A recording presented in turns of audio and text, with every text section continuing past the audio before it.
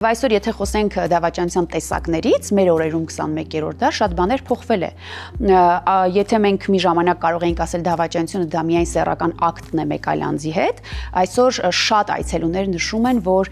իրենք շատ ավելի խորը ցավ են ապրել, երբ որ նկատել են, որ իրենց զուգընկերը էմոցիոնալ կապի մեջ է մեկ այլ անձի հետ։ Հուզական կախվածություն, ձգողականություն, ունի ինչ-որ խնդիր, շտապում է կիսելու, շտապում է քննարկելու մեկ այլ անձի հետ։ Դավաճանություն է արդյոք, երբ որ ես ֆլիրտ եմ անում մեկ այլ անձի հետ կամ առավոտյան շտապում եմ լոգարան պոռնոգրաֆիկ նյութեր նայելու։ Դավաճանություն է արդյոք։ Դավաճանություն է, երբ որ ես չաթ եմ անում մեկ այլ անձի հետ։ Պարզ զրույց։ Այսինքն, թե ինչն է ինձ համար դավաճանություն, պետք է խոսել, պետք է պայմանավորվել։ Լինում է, որ ինչ-որ մեկի համար այո, մեկ այլ անձի հետ այդ նամակագրությունը շատ ցավալի մի բան է, իսկ իր զուգընկերը ասում է, որ բայց ինչ կա դրա մեջ, ինչ եմ արել։